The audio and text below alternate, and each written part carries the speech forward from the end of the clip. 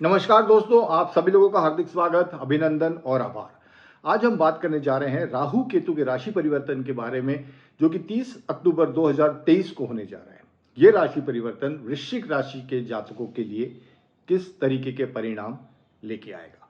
वर्तमान में राहु मेष राशि में है और केतु तुला राशि में है। 30 अक्टूबर को ये राशि परिवर्तन होने के बाद राहु केतु वक्री दृष्टि से चलते हैं, तो राहु मीन राशि में आ जाएंगे और केतु कन्या राशि में आ जाएंगे। इस जो कि 18 मई 2025 तक वो 18 महीने यहीं रहेंगे। किस तरीके के परिणाम होंगे वृश्चिक राशि वालों के लिए, देखिए। अगर वृश्चिक राशि की पर्टिकुलरली बात की जाए तो वृश्चिक राशि एक बहुत अलग फेज से निकल रही है, बहुत एक टफ फेज से निकल रही है। उसका मुख्य कारण दो है। सबसे पहला कारण तो शनि, वृश्चिक राशि वालों के लिए शनि की अड़िया चल रही है। शनि उनके 4th हाउस में है। जनवरी 2023 से वृश्चिक राशि वालों की अड़ैया चल रही है। दूसरी चीज है, इनके 6th हाउस में, षष्टम भाव में गुरु चांडाल योग बना हुआ है 30 अक्टूबर 2023 तक। अब 30 अक्टूबर को क्या होगा, राहु के राशि परिवर्तन से राहु इनके 5th हाउस में आ जाएंगे, मीन राशि में आ जाएंगे और ये गुरु चांडाल दोष खत्म हो जाएगा। तो गुरु चांडाल दोष खत्म होने से एक बहुत बड़ी राहत मिलेगी। जो अभी तक पूरी सिचुएशंस नेगेटिव बनी हुई है वृश्चिक राशि वालों के लिए, खास करके उनके करियर रिलेटेड सेक्टर में, क्योंकि दोनों राहु और केतु, राहु और गुरु चांडाल योग बना रहे हैं आपके 6th हाउस में, और उनकी जो पंचम दृष्टि है वो आपके करियर हाउस पे है, वो कर्म स्थान पे है, दशम भाव पर है।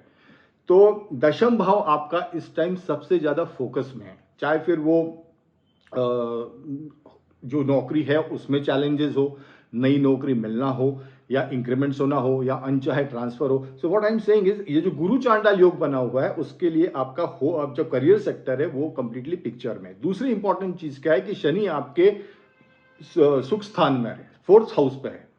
तो जो ग्रह घर के स्थान पे है, तो इस दौरान आपको घर से भी उतना सपोर्ट नहीं है, घर में भी अशांति है, घर में भी ग्रह क्लेश की स्थिति बनी हुई है, और दूसरा करियर में भी आपको सपोर्ट नहीं मिल रहा है। तो ये दोनों का अगर मैं कंबाइन करूं तो वृश्चिक राशि वालों के लिए बहुत चैलेंजिंग फेज से गुजर रहे हैं।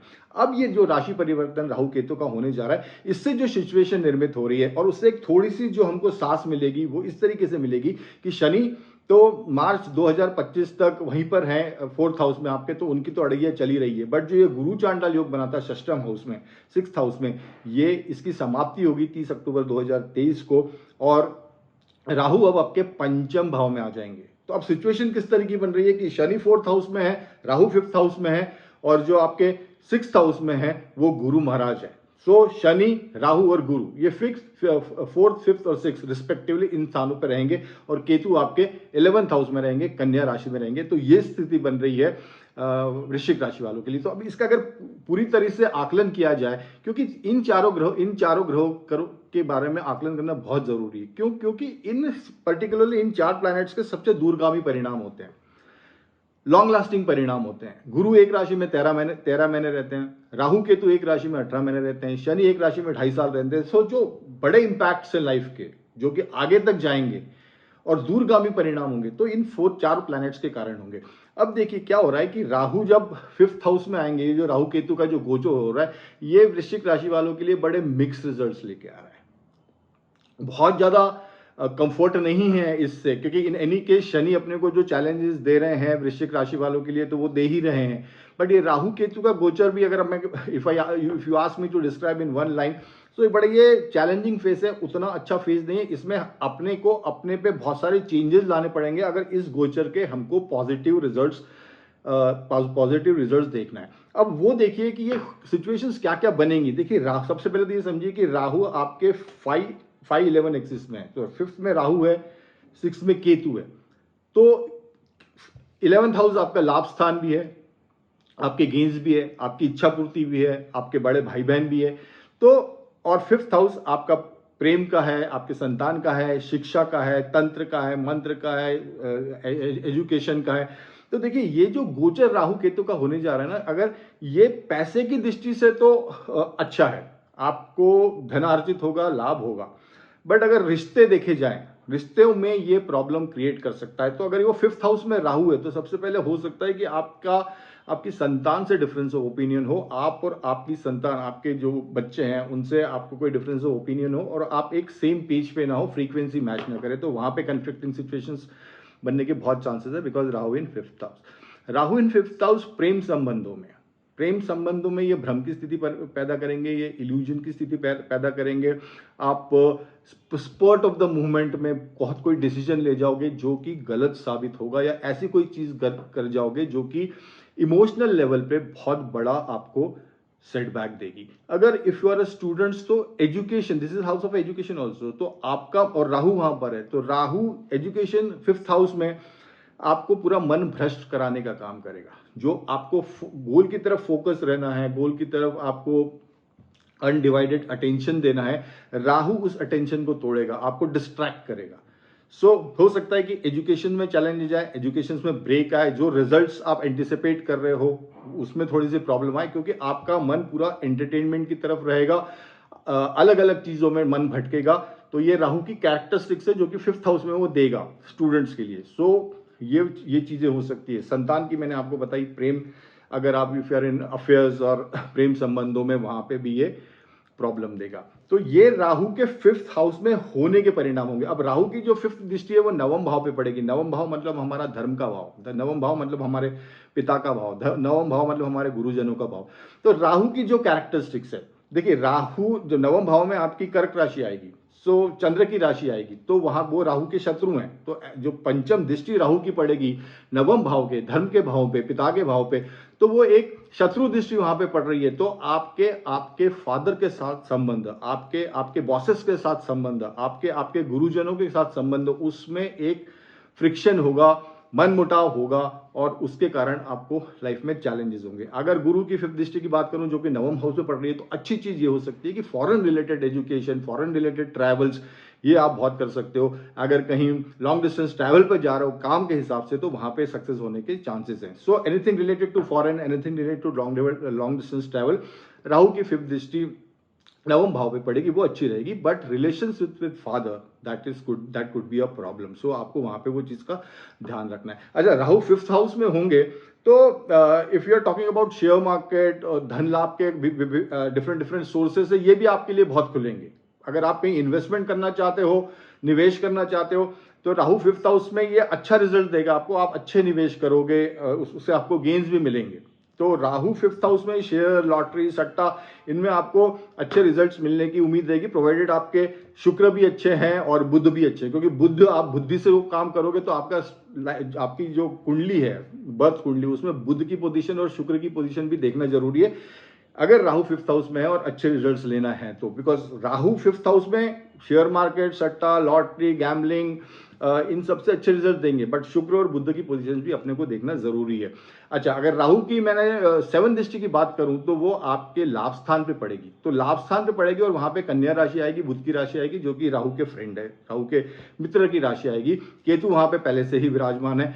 सो आपके बड़े भाई बहनों का आपको सपोर्ट मिल सकता है, आप बड़े ऑर्गेनाइजेशन के लिए काम करते हो, वहां से आपको सपोर्ट मिलता है, वहां से आपको गेन्स मिल सकते हैं if you are working for a multinational company. Because Rahu बड़ी कंपनियों को डिनोट करता है। राहु मल्टीनेशनल इसलिए बोल रहा हूं क्योंकि राहु दूसरे रिलीजन को या अपने देश के बाहर की कोई चीजों को, फॉरेन कंट्रीज को रिप्रेजेंट करता है। That is why I am saying it is going to be multinational companies. आप बड़ी कंपनी में काम करते हो, अदरवाइज ऑल्सो आप इंडियन कंपनीज में भी काम करते हो, तो ये गेन की स्थिति आपको, आप जहां से काम कर रहे हो वहां से भी बनेगी, और अगर आप बिजनेस में हो वहां से भी बनेगी। धन के दृष्टि से ये गोचर आपके लिए अच्छा है। अगर राहु की मैं नवम दृष्टि की बात करूं तो ये यहां पर एक इश्यू है। नवम दृष्टि की बात करूं तो लग्न पे पड़ेगी, 1st हाउस पे पड़ेगी, आपके व्यक्तित्व पे पड़ेगी, आपके पर्सनालिटी पे पड़ेगी, और वृश्चिक राशि है तो वृश्चिक राशि पे पड़ेगी, जो कि मंगल की राशि है। राहु और मंगल शत्रु है एक दूसरे के। जब वो मंगल आपके व्यक्तित्व पे पड़ेगी तो आपके व्यक्तित्व में राहु का इंपैक्ट आएगा, जो कि एक गलत इंपैक्ट होगा। राहु का इंपैक्ट मतलब आपको हर चीज चाहिए है, आप ये नहीं सोचोगे कि मैं ये चीज मेरे लिए पाना अच्छी बात है या नहीं है, आपके लिए वो बेनिफिशियल है या नहीं है, ये आप नहीं सोचोगे। आप एक मूवमेंट पे काम करोगे कि मेरे को बस किसी तरह कोई भी चीज पाना है, बाय वो फिर इलीगल मीन्स क्यों ना हो, लीगल मीन्स क्यों ना हो, हुक और क्रुक क्यों ना हो, I want that thing, I want that thing at any cost. ये वाली जो विचारधारा है, राहु आपको जब भी लग्न में दृष्टि डालेगा तो वो वहां पे वो इम्पैक्ट आपकी पर्सनालिटी पे आएगा, जो कि आपको इम्पेशेंट बनाएगा। होगा क्या, आप इम्पेशेंट हो गए, यू मतलब आप एक किसी चीज के पीछे पूरी एनर्जी लगा दोगे, और पर ये नहीं सोचोगे कि ये जो मैं एनर्जी लगा रहा हूं ये सही लगा रहा हूं या गलत लगा रहा हूं, क्योंकि वो जो दृष्टि आपके लग्न भाव पे आ रही है, वृश्चिक राशि पे आ रही है, और वृश्चिक राशि राहु की नीच दृष्टि वहां पे होगी, तो वहां पे ये गलत इंपैक्ट करेगी। आप में एक अलग तरीके से पर्सनालिटी चेंज होंगे, जिसमें कि बड़ा बहुत ज्यादा इम्पेशेंसनेस होगा, आपकी बुद्धि आप ठीक से काम नहीं करेगी, आप एक्सपर्ट ऑफ द मोमेंट में डिसीजंस लोगे, जिसके कारण क्या है कि ओवरऑल चीजें जो है वो बिगड़ सकती हैं, बिगड़ने के बहुत ज्यादा चांसेस हैं। सो अब देखिए, राहु 5th हाउस में अपने को रिश्ते, प्रेम संबंधों में, रिश्तों में प्रॉब्लम्स दिखा रहा है, संतान से डिफरेंस ऑफ ओपिनियन दिखा रहा है। नवम दृष्टि में अगर रिश्तों की बात करें तो फादर से रिश्ते में प्रॉब्लम्स हो सकती है। अगर मैं इसकी 7th दृष्टि की बात करूं तो वहां पे थोड़ा सा कंफर्ट लेवल है, क्योंकि वहां पे कन्या राशि आ रही है और बुध की राशि आ रही है, तो हो सकता है कि वहां पे धन लाभ भी आपको हो, इच्छा पूर्ति भी हो, रिलेशन भी सुधरे। बट नीच दृष्टि की, नवम दृष्टि की बात करें तो जो कि आपके व्यक्तित्व पे आ रही है, और वहां पे अगेन प्रॉब्लम्स हैं, परेशानियां हैं। अब देखिए, ये तो मैंने राहु की बताई, अब थोड़ा सा आप शनि की तरफ भी देख लेते हैं। अब शनि क्या है आपके 4th हाउस में, तो जो आपका व्यक्तित्व का है, 1st हाउस है वृश्चिक राशि, वृश्चिक राशि में 2 दृष्टियां पड़ रही हैं, एक तो राहु की नवम दृष्टि पड़ेगी और शनि की दशम दृष्टि पड़ेगी। तो शनि की दशम दृष्टि पड़ने से वैसे ही वृश्चिक राशि वाले प्रॉब्लम में है, तो शनि के जो व्यक्तित्व पे 1st हाउस पे तो दृष्टियां पड़ रही है, वो राहु की भी पड़ रही है, शनि की भी पड़ रही है, और ये राहु की दृष्टि और शनि की दृष्टि कन्फ्लिक्टिंग दृष्टि है। राहु एक्सीलेटर है तो शनि ब्रेक है, राहु को तत्काल कोई चाहिए तो शनि पेशेंस वाला एटीट्यूड है, शनि का थोड़ा सोच समझ के करने वाला एटीट्यूड है, शनि में एक गहराई है, गंभीरता है, जो कि राहु में नहीं है। सो अब देखिए, पर्सनालिटी फ्रंट पे क्या हो रहा है, राहु की भी दृष्टि पड़ रही है, जो कि बोल रहा है भाग कर, शनि की बोल रहा है नहीं सोच समझ के कर, या थोड़ा सा वो डिले करा रहा है। तो ओवरऑल जो पर्सनालिटी में फर्क पड़ रहा है वो बड़ा कंफ्यूजिंग सा फर्क पड़ रहा है, कंफ्यूजिंग सिचुएशन पर्सनालिटी को लेकर पड़ रही है, दिमाग में कंफ्यूजिंग सिचुएशन बनी हुई है। उसके कारण क्या हो रहा है, बुद्धि बराबर काम नहीं कर रही है, और बुद्धि काम नहीं कर रही है तो हेल्थ पे इशू आ रहा है, क्योंकि राहु इन 5th हाउस में आपका पेट भी आता है, तो खान पीन, जो आपका खाना पीना है, पेट से रिलेटेड जो समस्या है वो भी हो सकती है। सो इंपॉर्टेंट चीज वृश्चिक राशि के लिए क्या है, जो कि मैं बार बार स्ट्रेस कर रहा हूं, इनकी राहु की दृष्टि इनके व्यक्तित्व पे 1st हाउस में पड़ रही है, शनि की 10th दृष्टि भी 1st हाउस में पड़ रही है। राहु और Shani opposite nature, as I told you, one is accelerator, one is brake, एक को फास्ट चीज चाहिए, एक डिले, एक को एक चीज डिले करवा रहा है। तो ये जो सिचुएशन इंपैक्ट सर पे आने से क्या हो रहा है या दिमाग पे आने से क्या हो रहा है, आपको भ्रम की स्थिति पैदा हो रही है, आपको समझ में नहीं आ रहा कि है क्या करूं, और उसके कारण ओवरऑल हेल्थ फर्क पड़ रही है, और हेल्थ के कारण इंपैक्ट आपकी पूरा जो आप काम कर रहे हो उस पर पूरा इंपैक्ट आ रहा है, वो पॉजिटिविटी नहीं आ रही, वो मोटिवेशन नहीं आ रहा है, वो लेथार्जिक एटीट्यूड, डिप्रेशन, अस्वाद, कोई गति नहीं आ रही है, तो वो चीजें बनी हुई है। तो ये रिजल्ट्स इस तरीके से ये सिचुएशंस बनी हुई है राहु और शनि की। अगर गुरु की दृष्टि की बात करें तो एक चीज अभी अच्छी चल रही है, जो कि गुरु की पंचम दृष्टि आपके करियर हाउस पे पड़ेगी, जो अभी राहु, अभी तो गुरु चांडाल योग था, तो उसके कारण गुरु पावरलेस थे, गुरु अपनी पूरी पावर से ऑपरेट नहीं कर रहे थे। बट ये 30 अक्टूबर को क्या होगा कि गुरु चांडाल दोष खत्म होगा, गुरु 6th हाउस में अब अकेले हैं, राहु के साथ नहीं है, तो उनकी पंचम दृष्टि आपके 10th हाउस पे पड़ेगी, पंचम दृष्टि, तो वो एक सेविंग फेज है, जो अभी तक आप वेट कर रहे थे वो चीज आपको मिलेगी। सो वृश्चिक राशि की बात करें तो ये मिक्स्ड रिजल्ट्स होंगे। अच्छा, केतु की अगर दृष्टि की बात करें, केतु वहां पे 11th हाउस में है, तो नवम दृष्टि इनकी देखिए, इनकी नवम दृष्टि आपके दाम्पत्य जीवन पे पड़ रही है, मैरिज हाउस पे पड़ रही है। सो मैरिड रिलेशंस में भी कुछ प्रॉब्लम्स होने की चांसेस है, मन मुटाव होने की चांसेस है, या कंफ्लिक्टिंग सिचुएशंस आने की चांसेस है, क्योंकि केतु की जो नवम दृष्टि है वो आपके 7th हाउस पे पड़ेगी। बिजनेस पार्टनर से हो सकता है कुछ प्रॉब्लम्स हो, वाइफ के साथ या स्पाउस के साथ कोई प्रॉब्लम्स हो, क्योंकि केतु की जो दृष्टि है वो सेपरेटिव दृष्टि है, सेपरेट करता है किसी चीज को, काटता है किसी चीज को, तो सेपरेटिव टेंडेंसी होने के कारण क्या, अच्छा वो वहां पे जो राशि आ रही है उस पर भी उसकी नीच दृष्टि होगी, वृषभ राशि आ रही है 7th हाउस में आपके वृश्चिक राशि वालों के लिए, तो वो भी राहु की, केतु की जो वृषभ राशि नीच राशि है, तो वहां पे वो डैमेज कर सकता है। अगर केतु की 5th दृष्टि की बात करें तो 3rd हाउस में पड़ेगी, जो कि अच्छी होगी, आपके पुरुषार्थ में इंक्रीज होगा। और जो 7th दृष्टि पड़ेगी वो 5th हाउस में पड़ेगी। सो अगर नेट पूरी समराइज की जाए वृश्चिक राशि वालों के लिए, तो टोटल सिचुएशन ये बन रही है कि बहुत कॉम्प्लेक्स सिचुएशन बन रही है कि has regard to financial gains होंगे, चाहे फिर वो आप किसी भी तरह से उसको पाओ, whether you take a right road or whether you take a wrong road, whether it is a illegal path or a illegal path, but you will be completely bent on making money और आपको बनाने हैं, because Rahu will be impacting your first house, तो वो impact already है।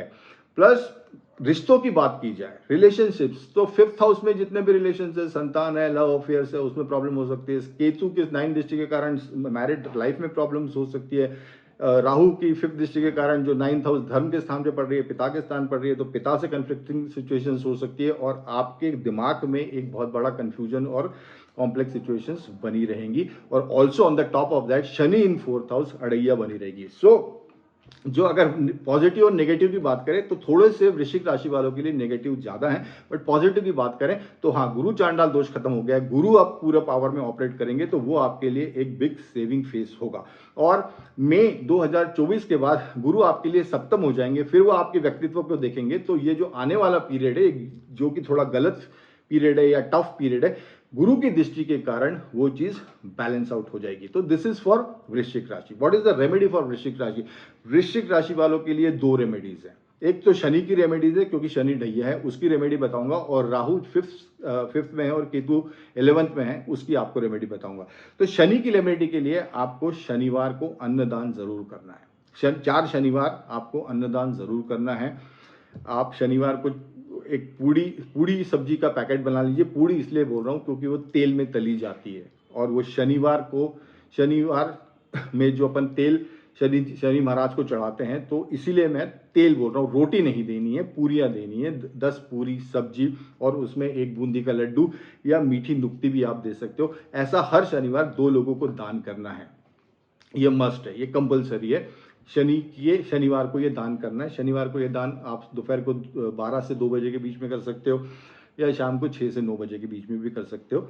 गरीबों को दान करना है हर शनिवार, महीने के 4 शनिवार 2-2 लोगों को। तो ये आपके लिए एक शनि की रेमेडी है। दूसरी, आपको अगर राहु केतु की रेमेडी बताऊं तो शिव की उपासना, ऐसे मंदिर में विजिट जहां पे शिव मंदिर भी हो, जहाँ पे दुर्गा देवी का भी मंदिर हो, गणेश जी का भी मंदिर हो, तो ये तीनों अगर मंदिर एक साथ हैं तो आपको ये तीनों के दर्शन हो जाएंगे। और शिव उपासना में ओम नमः शिवाय का जितना जाप कर सकते हो या शिव की स्तुति जितनी कर सकते हो, ये आपको फायदेमंद रहेगी राहु केतु के लिए। और जो शनिवार का मैंने दान बताया वो शनि के लिए। तो ये 2 रेमेडी आपको करना है। और ये जो चैलेंजिंग फेज है, शनि की अड़ैया भी है, राहु 5th में, केतु 11th में है, इस फेज से अपन चैलेंजिंग फेज से एक मोटिवेशन अपने को मिलेगा, एक कॉन्फिडेंस मिलेगा। और और केतु अपनी पंचम दृष्टि से 3rd हाउस को देख रहे हैं, तो पुरुषार्थ में कोई कमी नहीं होने देंगे। और और गुरु का ट्रांजिट आपके लिए अभी षष्टम में है, और उसके बाद आने वाले समय में मई 2025 के बाद वो सप्तम में चले जाएंगे, तो वो भी अपने लिए फेवरेबल रहेगा। सो ये रेमेडी करेंगे, और गुरु का ट्रांजिट भी फेवरेबल है, तो पूरा जो नेट इफेक्ट होगा वो हमको इस चैलेंजिंग सिचुएशन से, जो कि वृश्चिक राशि वालों के लिए बनी हुई है और अभी बनी हुई थोड़ी सी रहेगी, उसमें से अपने को ये बहुत ज्यादा सपोर्ट करेगा और हम इससे एक अच्छे से बाहर आ जाएंगे। तो ये था पूरा ओवरऑल एनालिसिस राहु केतु के परिवर्तन के बारे में। प्लस मैंने इसमें शनि का भी जोड़ा, बिकॉज शनि की अड़ैया चल रही है। तो ये पूरा एनालिसिस था वृश्चिक राशि वालों के लिए। आई एम श्योर कि आप ये उपाय करेंगे और रेगुलरली करेंगे, किसी शनिवार को ब्रेक नहीं करेंगे, बिकॉज किसी भी उपाय में या किसी भी उपासना में रेगुलरिटी का बहुत महत्व है। आप कोई चीज कम करिए, थोड़ी करिए, बट रेगुलर करिए, तो वो आपको बहुत ज्यादा इम्पैक्ट करती है। सो ये था वृश्चिक राशि वालों के लिए राहु केतु के गोचर का परिणाम। आई होप आपको ये इन्फॉर्मेशन अच्छी लगी होगी। अगर आपको ये इन्फॉर्मेशन अच्छी लगी हुई है तो इसको प्लीज शेयर, लाइक करिए, चैनल को सब्सक्राइब करिए और सबके साथ शेयर भी जरूर करिए, ताकि सब लोग इस चीज से बेनिफिट हो सके, वृश्चिक राशि वाले। Thank you so much, bye, take care and all the best.